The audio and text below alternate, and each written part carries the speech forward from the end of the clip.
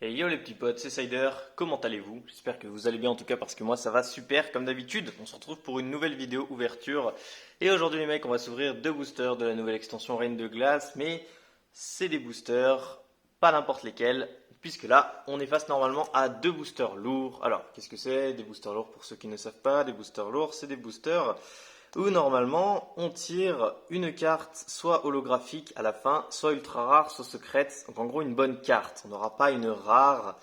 Alors vous devez sûrement savoir qu'avec Reine de Glace ça devient compliqué de trouver des boosters en magasin parce qu'il y a beaucoup de gens qui en achètent pour dévaliser tout simplement, pour stocker.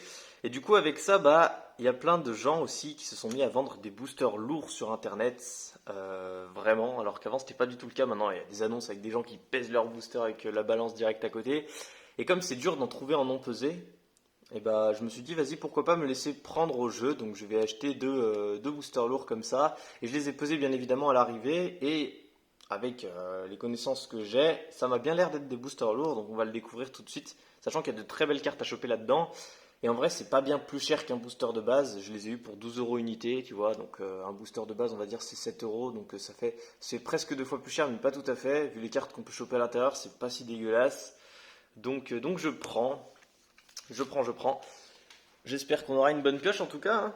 Petite chose sympa à choper, on va commencer par s'ouvrir le Elector de Galar, puis on finira par le Silver Roi. Allez, c'est parti. Oh là là, ici très mal ouvert. Ouais, très très mal. Ça sert à rien d'essayer, c'est pas grave parce que Elector, je l'ai déjà en bien ouvert. C'est pas grave si j'en éventre encore 2-3.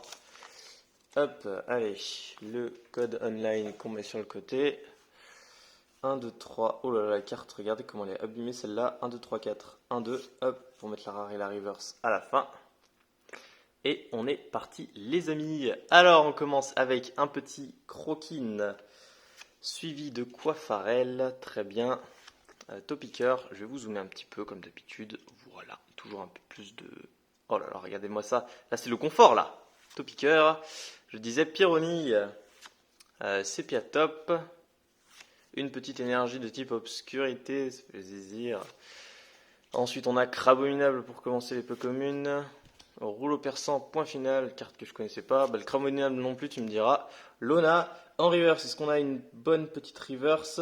Ah, on a la 147e, la carte qui vient juste après cette carte. Oula, je vois que ça brille derrière. C'est le cimetière ancien. Bon les mecs, je vois que ça brille derrière, on va pas se le cacher. Qu'est-ce que c'est? On a sûrement une petite ultra du lourd. Attention, on aura. Oulala, oulala. Oulala, c'est gold, ça brille, ça brille. Oh, un Pokémon, s'il te plaît, un Pokémon, frérot. Allez, allez. Oh là là, c'est peut-être un Pokémon, j'en sais rien. Attention, on aura. Ah, le casque costaud, c'est une secrète gold de dresseur, mais c'est quand même cool, putain. Une secrète gold de premier booster. Waouh. Bon, voilà ce que ça fait d'acheter des boosters lourds. Du coup, on a ce genre de pépites. Bah c'est pas évidemment la carte que je préfère, mais c'est très cool, c'est très cool. C'est une secrète, les mecs, c'est une secrète. Waouh, très très très content. Bah voilà, là par exemple, tu vois, je connais pas le prix de ces cartes parce que je suis pas très très renseigné, mais je pense que ça vaut plus cher que 12 euros. Je pense qu'on peut dire qu'on a rentabilisé le booster du coup, si on veut se mettre à parler argent. Mais sinon, c'est une très très très jolie carte. Ouais, franchement, ouais. Non, la brillance en vrai est cool.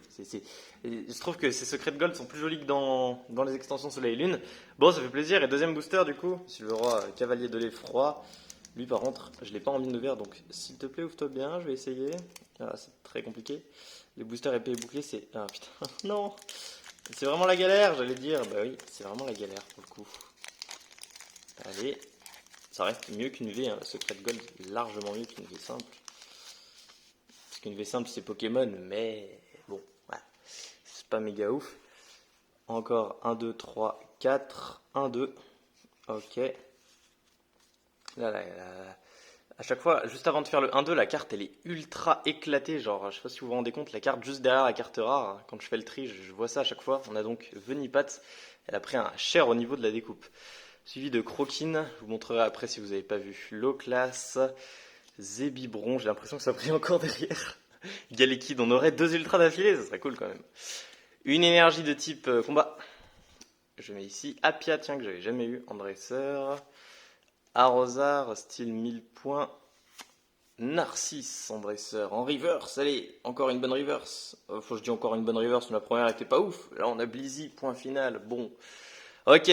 Et en rare, attention, est-ce qu'on aura encore une petite ultra, un truc sympathique? Oh oui, on a une V simple cette fois-ci. Bah voilà, la V simple. C'est cool. Le numéro 7, attention, c'est Celebi. Ok, Celebi. C'est vrai qu'il y a du Celebi dans cette extension, mais oui. Ok, Celebi. En vrai, ça va. Ça aurait pu être pire. Bon, les V simples ensuite, c'est pas énormément ma cam, mais ça va, j'aime bien. Eh, c'est toujours mieux qu'une holo. Quoi qu'en vrai, non, il y a certaines holos, elles valent grave le coup. Bon, bah franchement, pioche pas dégueu du tout. Alors attendez, du coup, je vais vous montrer ce que je parlais. C'était cette carte là qui a pris cher au niveau de la découpe. Je regarde juste.